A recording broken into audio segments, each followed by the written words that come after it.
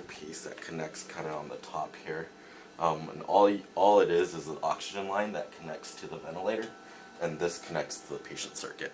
So if the patient circuit is here, and you have the patient here, then you would just connect this here up.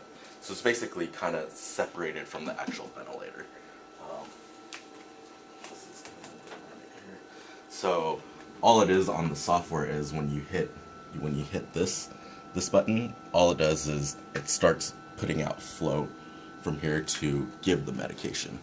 So from the software, when you hit that button, flow comes out of here about 20 to 30 liters per minute, and then it introduces into here, makes it into a mist, and this is connected to the patient here and it's getting delivered to the patient. So that's basically kind of how the nebulizer works. For any kind of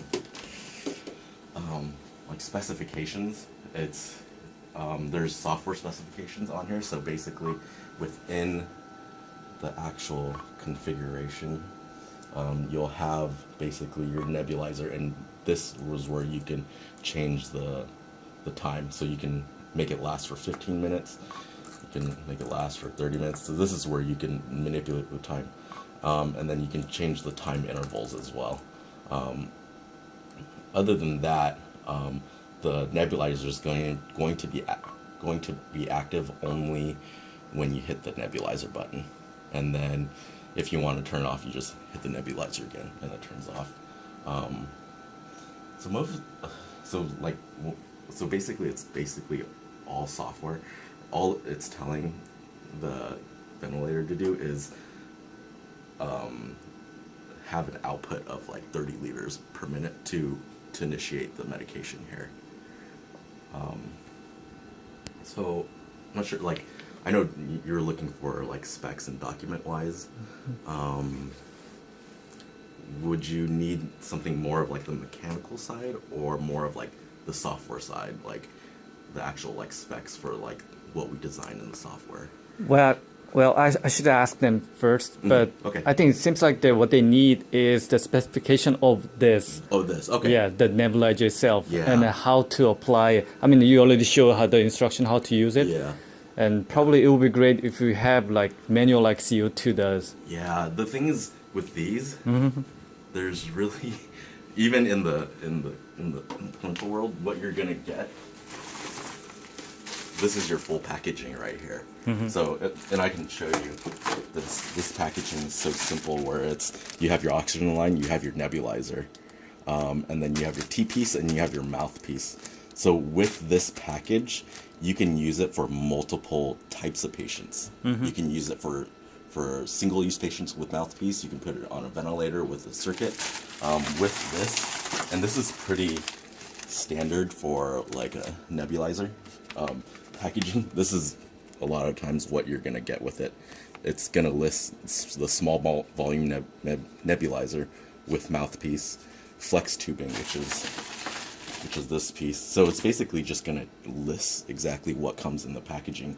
For anything that describes how you use it, I can see if another company has something that kind of lists exactly how to use it, but nebulizer in essence, like these just come in very like bulk, and so it's one of those things where it doesn't tell you exactly how to use it. It's just more like in your situation, you're gonna use it however you want, whether it's a ventilator patient or a patient that's not on the ventilator.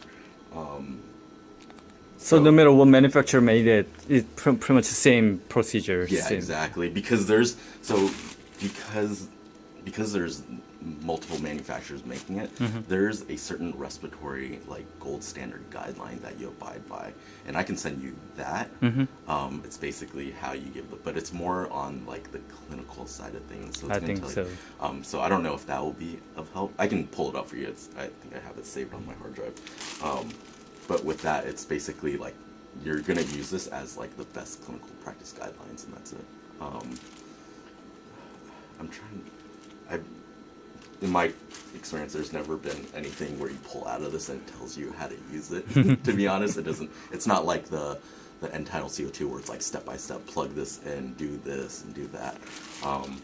But I can try to find something online, but I don't know if it will be specifically to like, because I think we use GaleMed nebulizers. I don't think, because I've looked on the GaleMed website and they don't have any like specific instructions. They just have that shows you kind of like each piece and whatnot. So I'm not sure if that works. The brochure that you gave Terry, because it has many different nebulizer, so he's kind of confused on that, okay. which one and what situation and how they apply on the ventilator. Is it pretty much the same procedure? Yeah. Or? So with the brochure I sent Terry, because there's so multiple ones, the only difference is really like sometimes it's like if it comes with a mouthpiece, if it comes with this tubing and whatnot. I think the one I listed for him is the actual one we actually purchase here within house, and it's basically something that you're gonna get like this, and the three components you're gonna use is